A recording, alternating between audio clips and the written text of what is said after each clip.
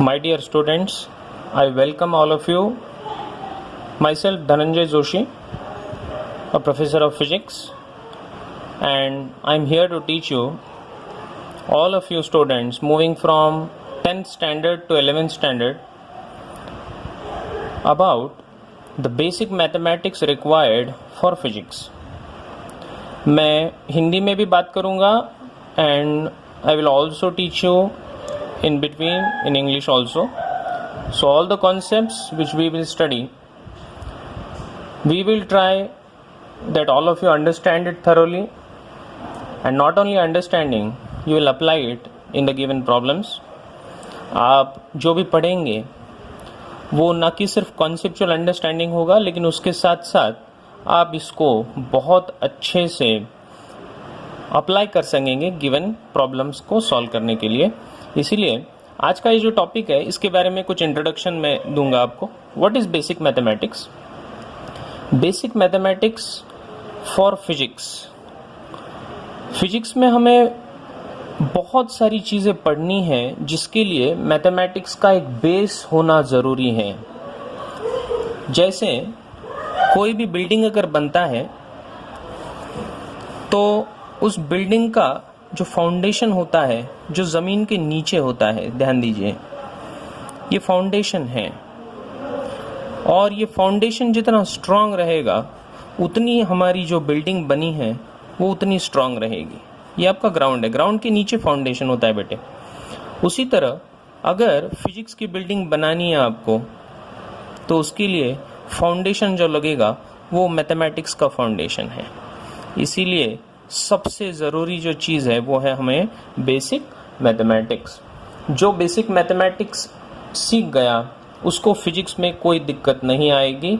आप फिजिक्स के कॉन्सेप्ट बहुत अच्छे से पढ़ पाओगे. इसीलिए सब लोग बहुत अच्छे से ध्यान दो कि हम जो पढ़ने जा रहे हैं इसको लगन से पढ़ना है, और जिसके पास वो डिटर्मिनेशन है, लगन है, वो बच्चे बहुत आगे बढ़ सकते हैं.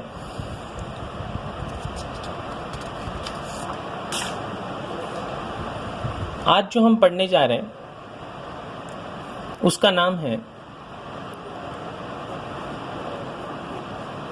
Differentiation and integration. ये दो इम्पॉर्टेंट टूल्स है जो मैथमेटिक्स हमें देता है फिजिक्स पढ़ने के लिए.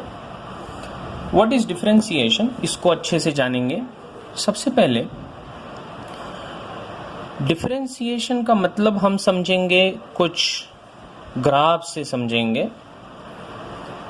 अगर मेरे पास एक रेक्टेंगुलर कोऑर्डिनेट सिस्टम है, consider a rectangular coordinate system having X and Y coordinates. तो ये तो हमने सर किया है 9th और 10th स्टैंडर्ड में. अब तक हमने एक्स और वाई एक्सिस तो बहुत बार लिया है ना, ग्राफ्स ड्रॉ करने के लिए. अब ये एक्स और वाई एक्सिस में मान लो कि मैंने कोई भी दो पॉइंट्स कंसिडर कर लिए. मान लो ये है पॉइंट ए, ये है पॉइंट बी.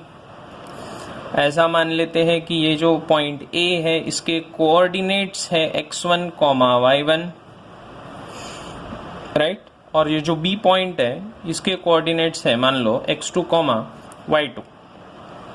अब अगर मैं ए और बी को ज्वाइन कर देता हूं, ध्यान दो, अगर मैं ए और बी को ज्वाइन कर देता हूं तो x और y इसके x1, y1, इसके x2, y2 जो मैंने कोऑर्डिनेट्स कंसिडर कर लिए.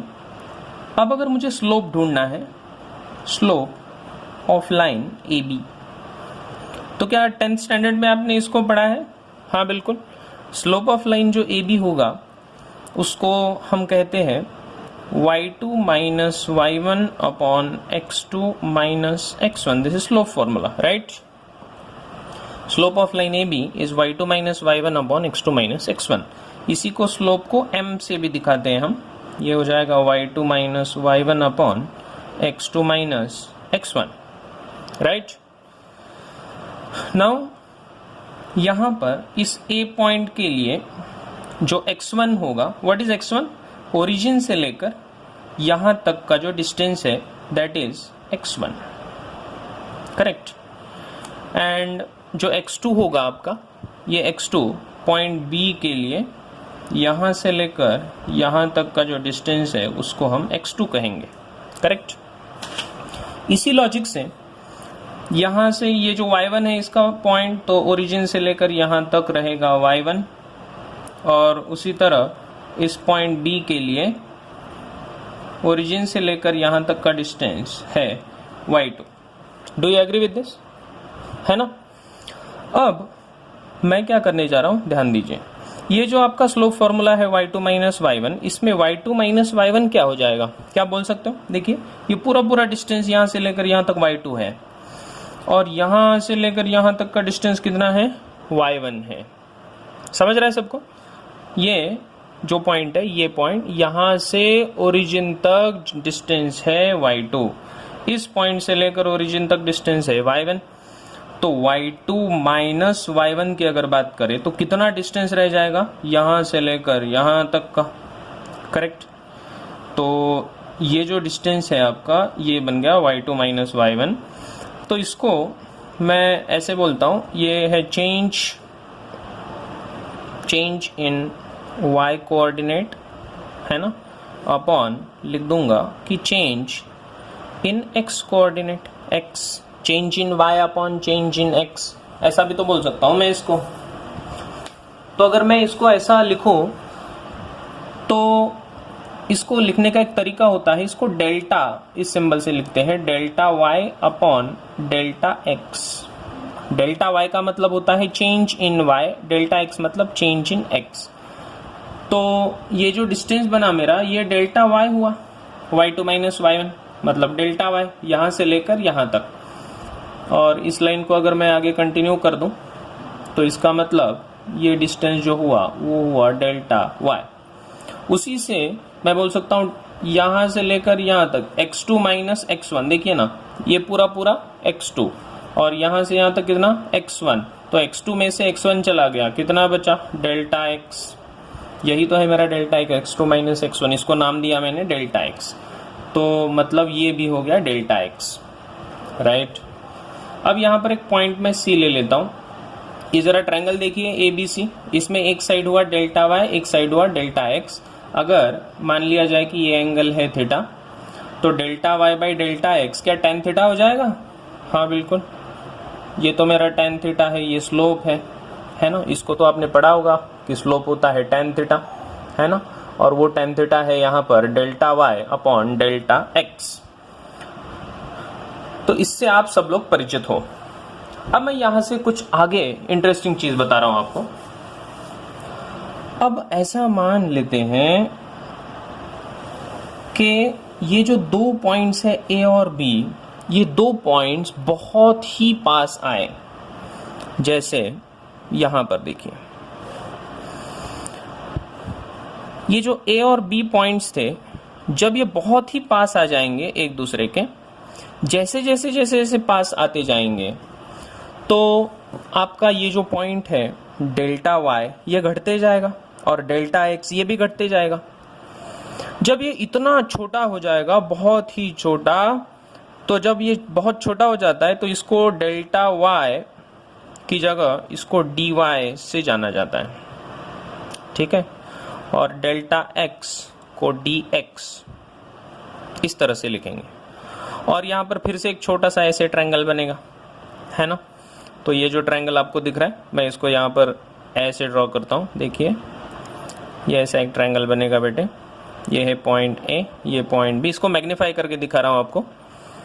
ये बनेगा डेल्टा x की जगह डेल्टा y की जगह dy, ये dx, और ये एंगल होगा आपका फिर भी थीटा ही होगा।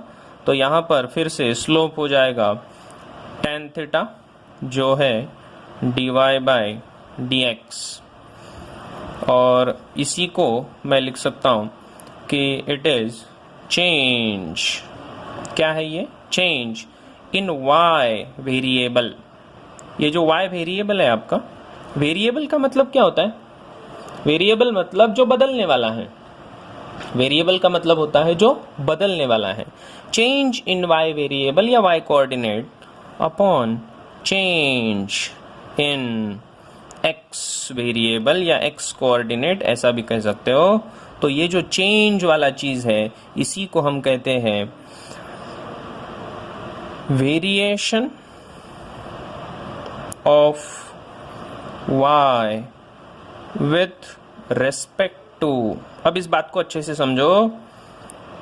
Now concentrate over here and understand this point very very clearly कि variation of y with respect to x, with respect to का मतलब है इसके संदर्भ में, इसको मानते हुए कि y कितना बदला है ना। तो change in y with respect to change in x, जैसे जैसे y बदल रहा है वैसे वैसे x बदल रहा है। तो कितने रेट से बदल रहा है, यही तो आपका रेशो कहलाता है, स्लोप। यही रेशो है dy बाई dx, इसलिए इसको वेरिएशन कहते हैं। ये जो वेरिएशन वर्ड है तो इसका फॉरेन लैंग्वेज में एक मतलब होता है डिफर करना, है ना। सो डिफर, तो इसीलिए इसका नाम हो गया डिफरेंशिएशन। इसी को हम कहते हैं डिफरेंशिएशन। ओके, तो ये बन गया आपका differentiation of y with respect to. तो मैंने लिख दिया WRT, मतलब क्या हुआ बेटे, W मतलब विथ रिस्पेक्ट टू x, ये हुआ आपका dy बाय dx। ओके, तो आप सोच रहे होंगे कि सर सीधा सीधा हम ये y2 minus y1 upon x2 minus x1 लिखते तो क्या सही होता। बिल्कुल सही होता, वही तो बात कह रहे हैं हम कि जब ये छोटा हो जाता है तो इसको बस डिनोट करने का जो तरीका है वो बदल गया, और वो जो तरीका है वो है differentiation of y with respect to x which is dy by dx। Okay, अब ये अगर आपके समझ में आया हो तो अब मैं आपको इसका फिजिक्स में एप्लीकेशन क्या है इसके बारे में बताऊंगा। और जब आपकी समझ में आएगा कि फिजिक्स में इसको कैसे अप्लाई करना है तो आपको और भी मजा आएगा। ध्यान दीजिए सब लोग, जब हम कहते हैं कि कोई बॉडी मूव कर रही है, 9th स्टैंडर्ड में या 10th में आपने पढ़ा होगा, तो देखिए ध्यान दीजिए, एप्लीकेशन ऑफ डिफरेंशिएशन, इसी को डेरिवेटिव भी कहा जाता है। तो हमने 9th या 10th स्टैंडर्ड में पढ़ा है कि किस तरह हम स्पीड को डिफाइन करते हैं। तो स्पीड को क्या कहते हैं हम, स्पीड कहते हैं हम डिस्टेंस अपॉन टाइम। ये फॉर्मूला हम रट के रखे अब तक कि स्पीड होता है डिस्टेंस अपॉन टाइम।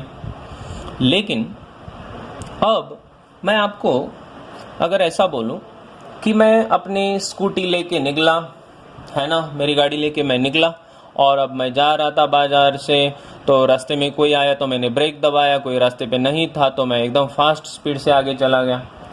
जब मैं ऐसा कहता हूँ तो इसका मतलब कि मेरा स्पीड बदल रहा है, वेरिएबल स्पीड है।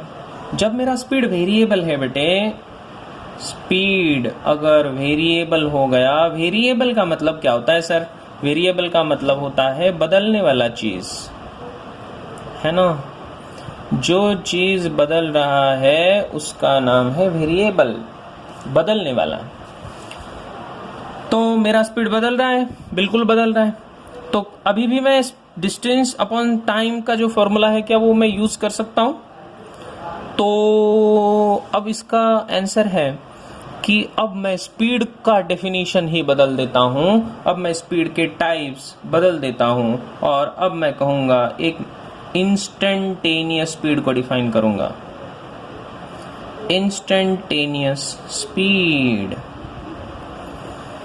इंस्टेंटेनियस स्पीड मुझे डिफाइन करने की जरूरत क्यों पड़ी, क्योंकि मेरा जो स्पीड था वो कांस्टेंट नहीं था, वो वेरिएबल था। वेरिएबल मतलब बदल रहा था, मतलब अलग अलग जगह पर अलग अलग स्पीड था। फिर से बोल रहा हूं, ध्यान दीजिए, अलग अलग जगहों पर मेरा स्पीड अलग अलग था। इसी को ये ध्यान में रखते हुए कि अलग अलग जगहों पर अगर अलग अलग स्पीड है तो किसी एक पर्टिकुलर जगह पर, किसी एक पर्टिकुलर टाइम पर मेरा स्पीड क्या था वो मुझे डिफाइन करने के लिए मुझे डिफाइन करना होगा इंस्टेंटेनियस स्पीड। इसी को v इंस्टेंटेनियस, INST, ऐसा मैं इसको सफिक्स लगा देता हूं, देखिए, ठीक है। तो इसको मैं डिफाइन करता हूं, v इंस्टेंटेनियस जब मुझे डिफाइन करना है तो ये जो स्पीड है it is at a particular time, at a particular given instant. तो फिर उसको डिफाइन करने के लिए मुझे डिफाइन करना होगा कि एक particular small, very small distance जो मैंने ट्रैवल किया उस पर्टिकुलर टाइम के ऊपर अपॉन वेरी स्मॉल टाइम, जितने टाइम में ये डिस्टेंस ट्रैवल कर लिया इसको मैं डिफाइन करता हूं।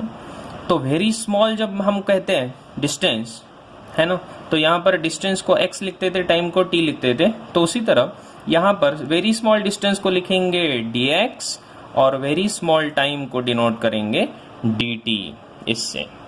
ओके, तो very small distance dx, very small time dt।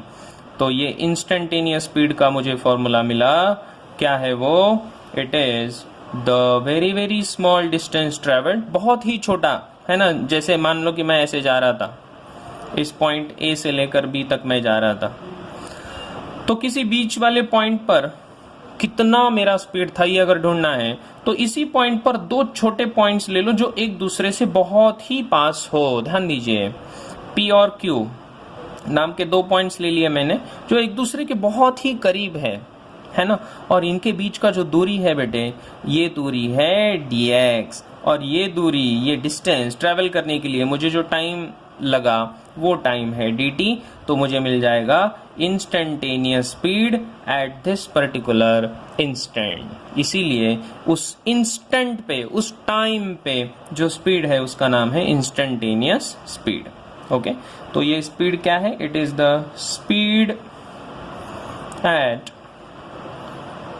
Particular instant of time. The speed at a particular instant of time is nothing but instantaneous speed. Okay?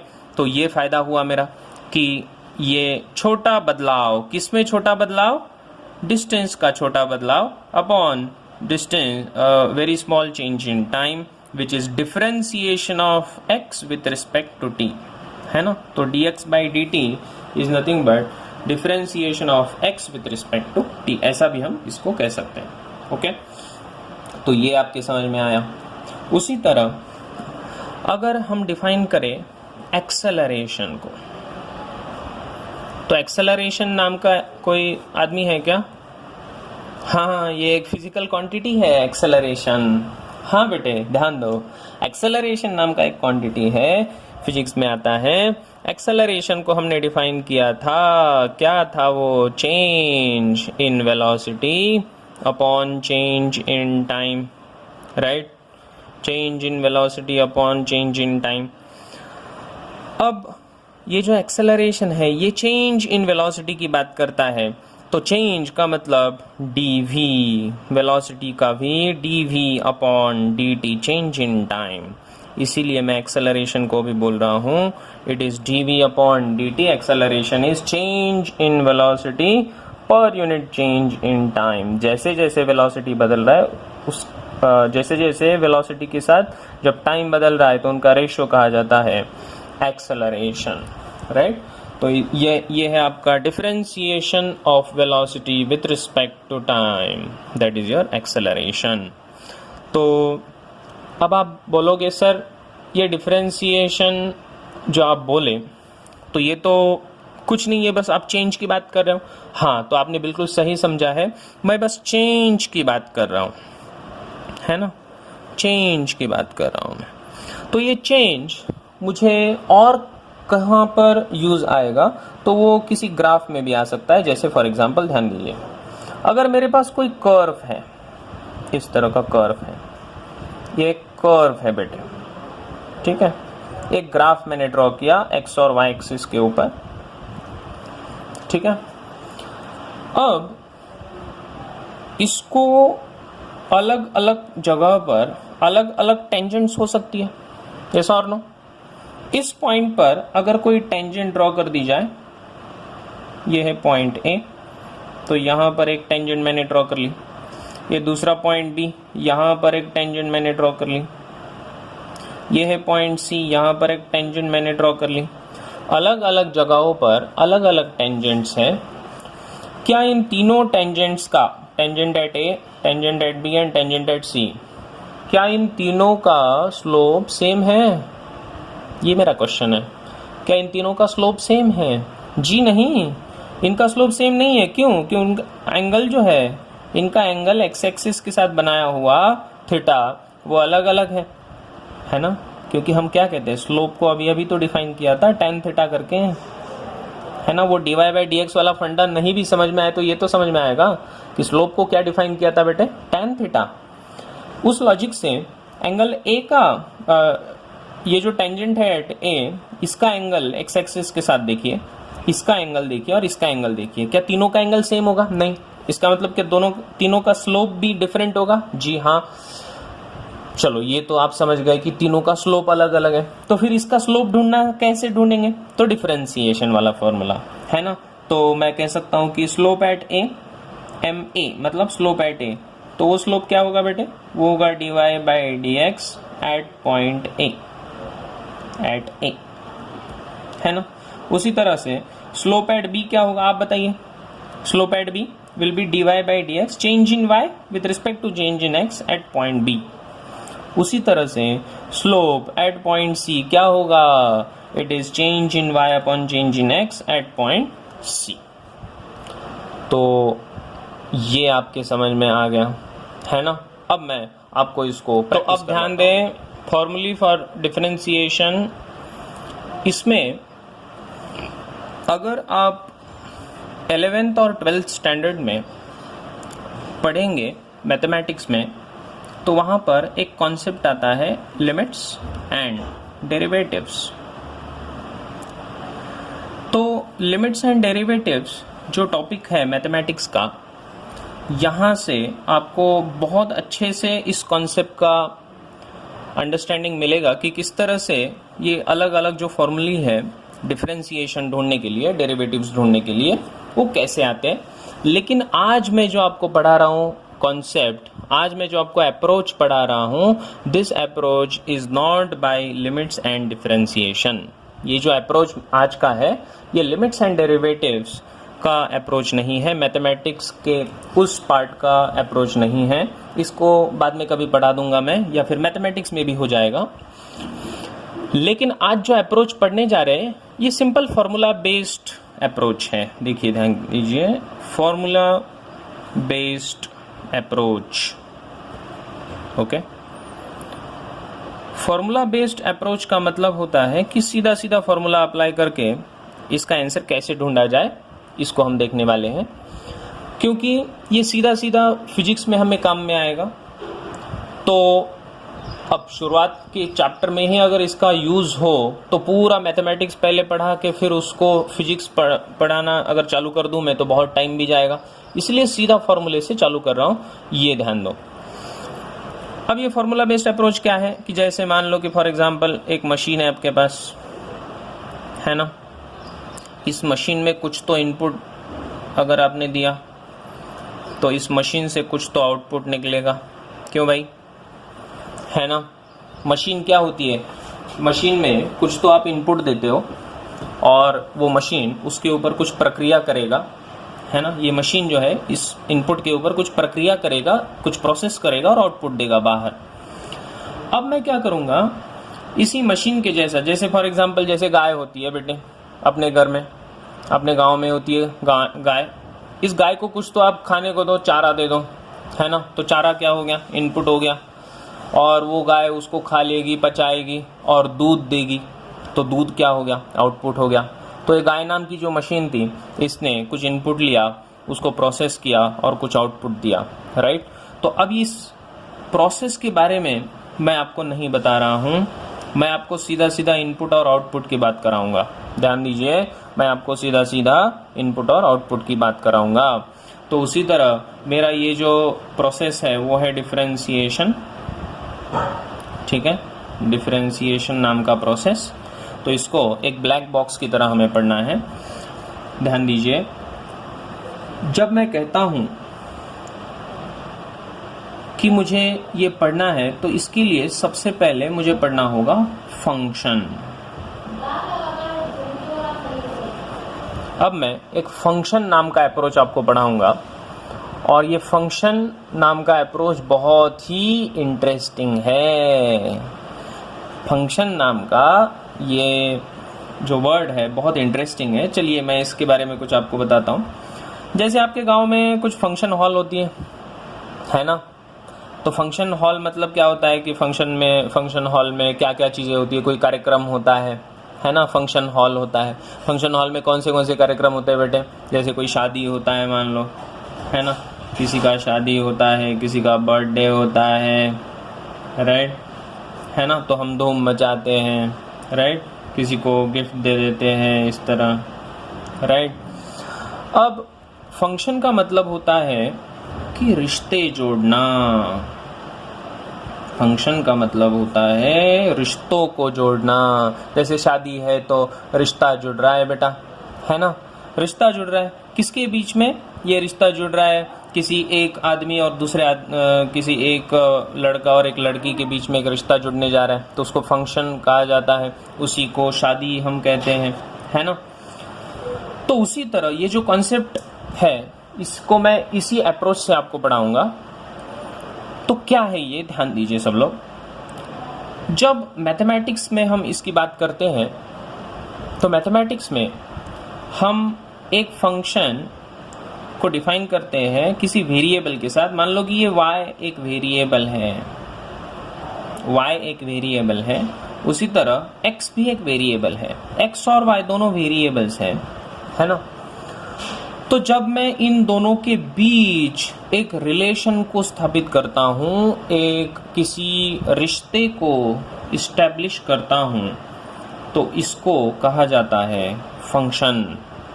Okay, ध्यान दीजिए, क्या है function? Function is a relationship, it is a relationship between two variables. For example, अगर मैंने लिख दिया, एक equation लिखा मैंने y इक्वल्स टू 2x।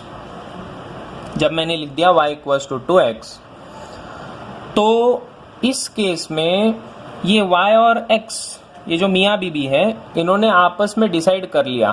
क्या डिसाइड कर लिया? कि जब मेरा वैल्यू y रहेगा तब तू मेरे डबल हो जाना, है ना। जैसे फॉर एग्जांपल y का वैल्यू, जैसे फॉर एग्जांपल x का वैल्यू अगर मैं बोलूँ 1 है, अगर x इक्वल्स टू 1 है तो y इक्वल्स टू कितना हो जाएगा बेटा? 2 हो जाएगा। अगर x इक्वल्स टू 2 है तो y इक्वल्स टू 2x, उसका डबल है ना, तो 2 इंटू 2 कितना? 4 हो जाएगा। जब x का वैल्यू अगर मैं 3 पुटअप कर दूं तो y का वैल्यू कितना हो जाएगा? 6 हो जाएगा। तो इन्होंने डिसाइड कर लिया कि आपस में एक रिश्ता, एक मैथमेटिकल रिलेशनशिप है। It is a mathematical relationship, right.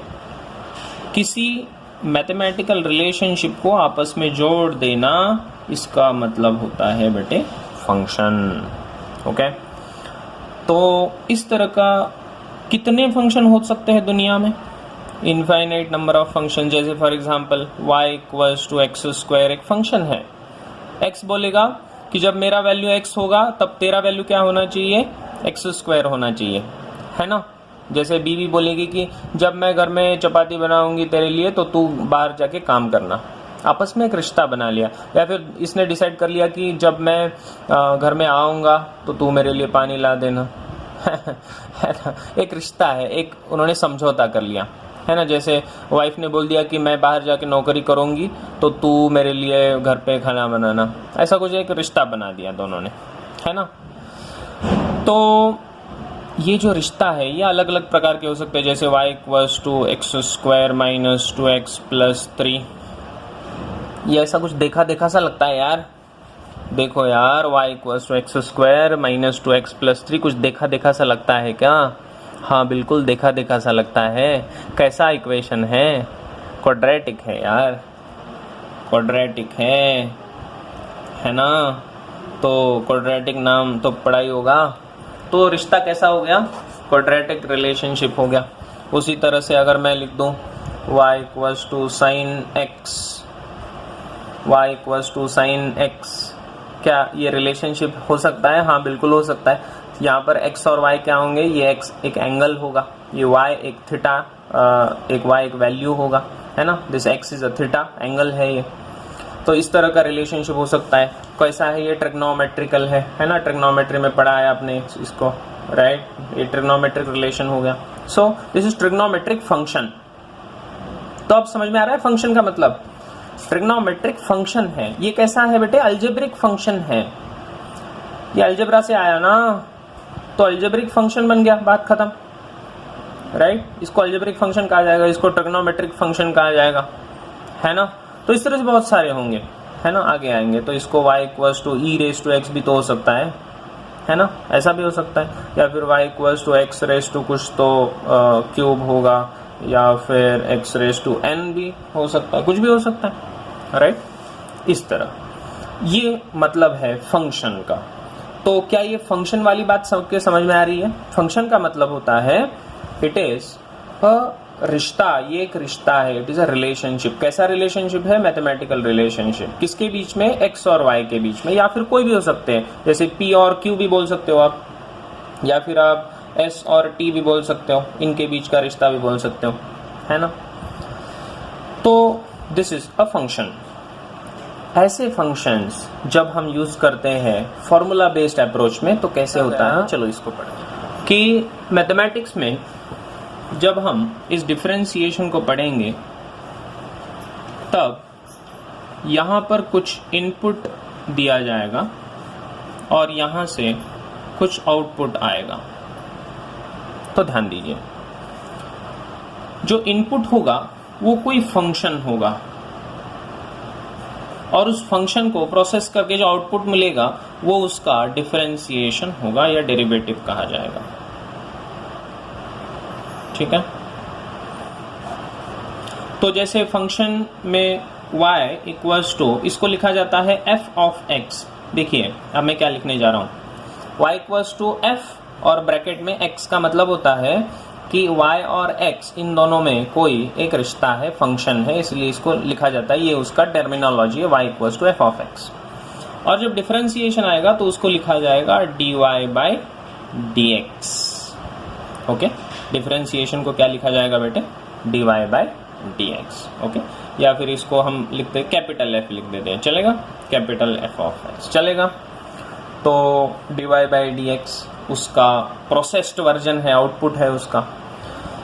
तो अब मैं यहाँ पर एक कॉलम बना रहा हूँ, यहाँ पर लिख रहा हूँ function y equals to f of x function, और उसका जो आउटपुट बनेगा तो वो आउटपुट बनेगा यहाँ पर dy बाई dx।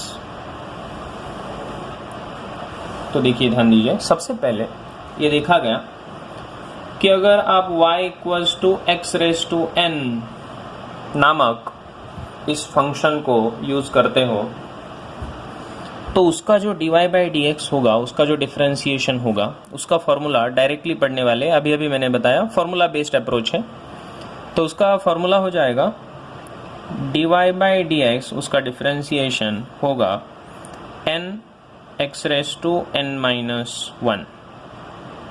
क्या होगा? dy by dx equals to n X raise to n minus 1। उसी तरह दूसरा फॉर्मूला y इक्वल्स टू कोई ट्रिग्नोमेट्रिक फंक्शन ले लेते हैं साइन x। तो ये देखा गया कि dy बाई dx जो उसका डिफरेंशिएशन है, this dy by dx is nothing but cos x। तो पहले चलो इन दोनों के बारे में सोचते हैं कि इनपुट, इसको मैं इनपुट कहता हूं ताकि आपको ये बहुत अच्छे से समझ में आए, और इसको मैं आउटपुट कहता हूं। इनपुट है फंक्शन और आउटपुट है dy by dx differentiation. Input है x raise to n, y equals to x raise to n, उसका आउटपुट होगा बेटे nx raise to n minus 1। तो इसको प्रैक्टिकली पहले करके दिखाता हूं, तब आपके बहुत ही अच्छे से समझ में आएगा। तो ध्यान दीजिए, अगर मैंने कोई एग्जाम्पल लिया, फॉर एग्जाम्पल फाइंड डेरिवेटिव या differentiation of y equals to x raise to 3, एक फंक्शन हुआ, तो मुझे ढूंढना है कि इसका डेरिवेटिव क्या है। चलो ये टेबल को देख लो, एक रिश्ता है ना, ये रिश्ता कौन सा है, y equals to X cube, एक रिश्ता है। इसका मुझे डिफरेंशिएशन ढूंढना है, जिसका डेरिवेटिव ढूंढना है। अब क्या करूंगा मैं, देखो ध्यान दो, यहां पर इस फॉर्मूले के अनुसार n कितना हुआ, n हुआ 3। तो अगर मैं सीधा सीधा फॉर्मूला अप्लाई कर दूं कि इसका dy बाई डी एक्स जो होगा वो होगा nx raise to n minus 1, nx raise to n minus 1। तो n था मेरा 3, x रेस टू 3 माइनस 1, क्योंकि n की जगह पर कौन आएगा बेटे, 3 आएगा। तो ये हुआ 3x, 3 minus 1 is 2, this becomes 3x square. इसका मतलब आंसर क्या आया, dy by D X equals to 3x square is the differentiation of x cube. Is it very simple? It is extremely simple. It is all formula based. Directly formula apply कर देना है, कोई झंझट नहीं है। तो आप लोग अभी अभी 10वीं से आए हैं यहाँ पर, तो मैंने सोचा कि चलो डायरेक्टली आपको फॉर्मूला पढ़ा दूँ, तो बहुत आसान भी हो जाएगा आपको ढूंढने के लिए, है ना। कैसे आया वो मैथमेटिक्स में हम पढ़ने ही वाले हैं आगे, क्योंकि फिजिक्स में इसका बहुत काम आता है, इसलिए पढ़ा रहा हूँ आपको। dy बाई डी एक्स बन जाएगा 3x स्क्वायर। तो क्या इसका मतलब अगर कोई भी ऐसा एग्जाम्पल दिया जाए तो आप सॉल्व कर सकते हो, बिल्कुल। तो चलिए कमेंट में बताइए मुझे कि अगर ये y equals to X raise to है 100, इसका डिफरेंशिएशन बताओ। चलिए सब लोग फटाफट कमेंट में बताइए मुझे कितना आएगा। तो ये आएगा बेटा dy by D X equals to formula क्या है, nx raise to n minus 1। इसके ऊपर जो भी है उसको खींच के नीचे लाओ बेटा, n उसको खींच के नीचे लिख दिया और उसका पावर 1 से कम कर दिया, बस x रेस टू 100 माइनस 1। कितना आसान है देखो, 100 x raise to 99। Is it simple. उसके ऊपर जो भी था, उसका इंडेक्स जो भी था पावर, उस पावर को खींच के मल्टीप्लाई करा दिया और उसका पावर 1 से माइनस करा दिया, घटा दिया, बात खत्म, है ना सिंपल बहुत। उसी तरह अगर मैं लिखूँ किसी जनरल चीज़ को लिखूँ y equals to X raise to t, तो n की जगह अगर t है तो कोई बात नहीं, बहुत आसान है। dy बाई डी टी क्या हो जाएगा बेटे, dy by D X will be t नीचे आएगा x raise to t minus 1। अब थोड़ा घुमा के पूछता हूँ आपसे। अब मैंने बोल दिया p equals to Q raise to s, है ना, p equals to Q raise to s, और आपसे पूछा है फाइंड dp बाय dq। तो थोड़ा चिंताजनक ऐसा लगता है कि अरे सर ये क्या दे दिया आपने, p equals to Q raise to s find dp by dq। इसमें तो y भी नहीं दिख रहा है, x भी नहीं दिख रहा है, s भी नहीं दिख रहा, कुछ नहीं दिख रहा है ना। तो फिर क्या करें, कुछ नहीं है, बस y की जगह किसी उसके भाई ने ली है ना। y की जगह कौन आ गया p, x की जगह कौन आया q। तो मुझे कैसे पता चला कि मुझे क्या ढूंढना है, वो यहाँ से पता चला कि dp by dq differentiation of p, dp मतलब differentiation of p with respect to q, right.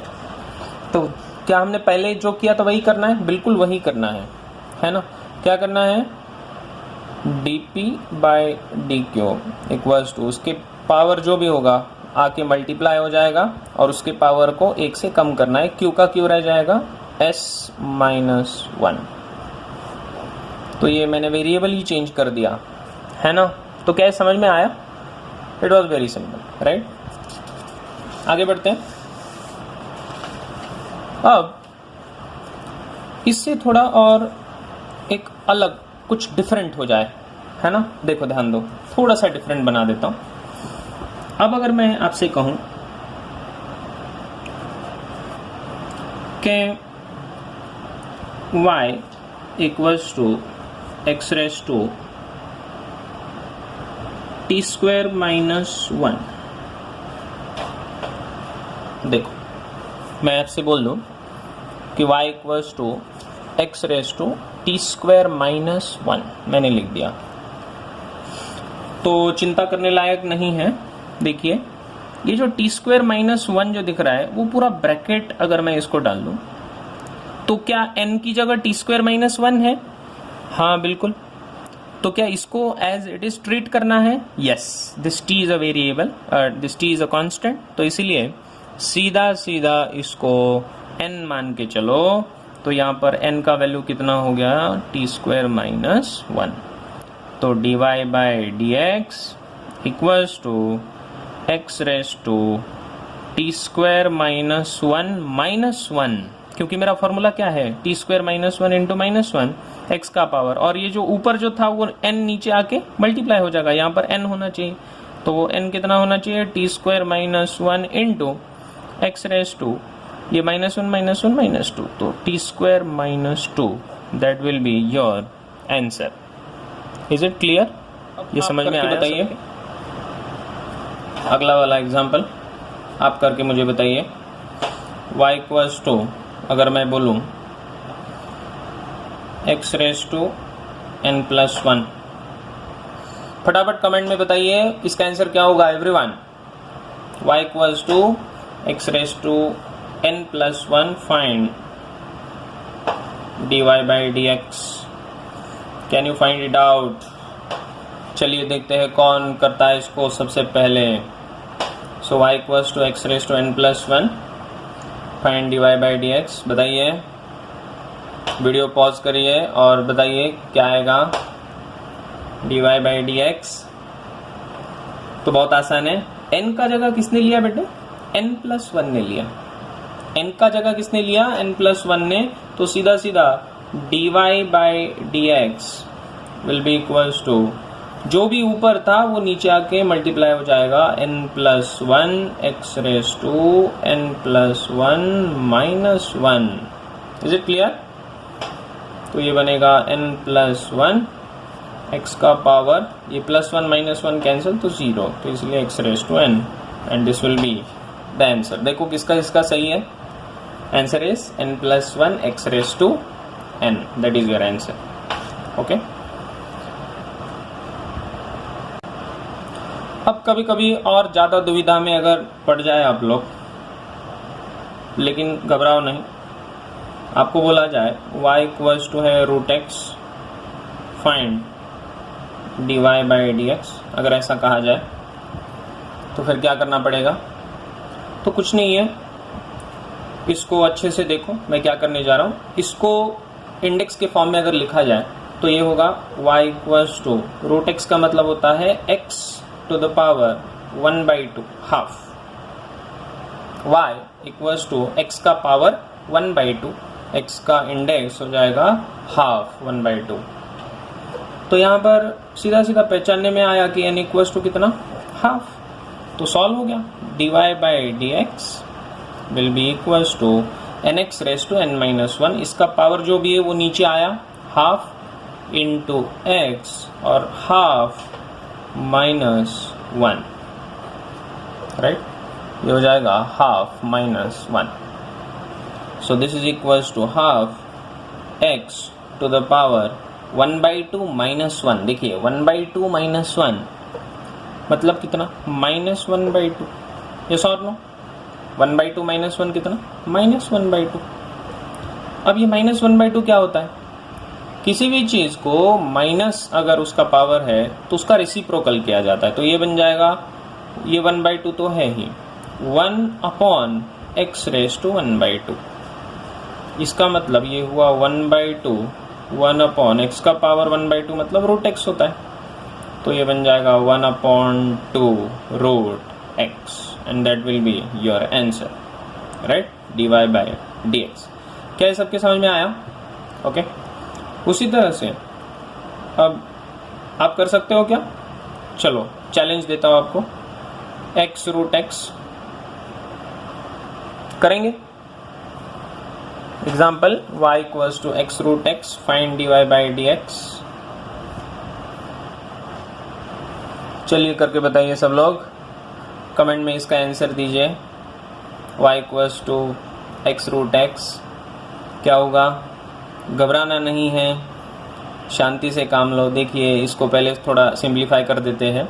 y equals to x का पावर यहाँ पर है 1 इंटू x का पावर यहाँ पर कितना 1/2, यहाँ पर पावर कितना 1, यहाँ पर कितना 1/2, राइट। क्या इन दोनों के पावर्स ऐड हो सकते हैं? हाँ, क्योंकि ये कैसे है मल्टीप्लीकेशन में, तो इनके पावर ऐड हो जाएंगे। x to the power 1 plus half, ये रूल है ना, x raise to m into x raise to n is equal to x raise to m plus n, ये रूल है, यस और नो। तो इनके पावर्स ऐड हो जाएंगे, 1 प्लस 1/2 हो जाएगा, तो ये बनेगा x रेस टू 1 प्लस 1/2 कितना 2 प्लस 1 3/2, ऐसे हो जाएगा ये y। इसको मैंने सिंप्लीफाई कर दिया। क्या मैंने डिफरेंशिएशन ढूंढा? नहीं, मैंने अभी तक डिफरेंशिएशन ढूंढा ही नहीं। मैंने क्या किया, इसको बस सिंप्लीफाई करके लिखा, y इक्वल्स टू होता है x रेस टू 3/2, बस इतना ही लिखा मैंने। ये सिंप्लीफाई करके हो गया। क्या ये मेरे फॉर्मूले में हो सकता है? हाँ, यहाँ पर n सीधा सीधा हुआ 3/2, तो क्या dy बाई dx मिलेगा? बिल्कुल, dy by dx equals to ये 3/2 नीचे और x रेस टू ऊपर क्या होगा 3/2 माइनस 1, तो इसलिए ये 3/2 x रेस टू 3/2 माइनस 1 कितना 1/2, राइट। और इसीलिए इसको लिखेंगे 3/2 रूट x। क्या ये आपका आंसर आया है ना? चलिए आंसर होगा 3/2 रूट x। तो आज के लेक्चर में मैंने आपको ये डिफरेंशिएशन क्या होता है इसके बारे में बोला, और किस तरह से इसका यूज़ फिजिक्स में वेलोसिटी, स्पीड, एक्सेलरेशन ढूंढने के लिए होता है, इसको भी मैंने आपको बोला। और उसके साथ साथ अब हम जो अप्रोच ले रहे हैं वो फार्मूला बेस्ड अप्रोच। ये फार्मूला बेस्ड अप्रोच से आप बहुत आराम से किसी भी सिंपल डिफरेंशिएशन के फार्मूलाज लगाकर इसका आंसर ढूंढ सकते हो। उसमें सबसे पहला जो फार्मूला था वो आज हमने पढ़ा। क्या था वो? बोलिए। Function y equals to x raise to n अगर है तो उसका डिफरेंशिएशन हो जाता है dy by dx equals to nx raise to n minus 1। इसको हमने पढ़ा, इसके कुछ प्रॉब्लम्स भी किए। अब दूसरा जो फार्मूला है वो कल हम पढ़ेंगे। तो दूसरा फार्मूला है y equals to sine x, तो उसका dy बाई dx डिफरेंशिएशन हो जाएगा dy by dx equals to cos x। इसके ऊपर कल कुछ प्रॉब्लम्स लेंगे। Thank you.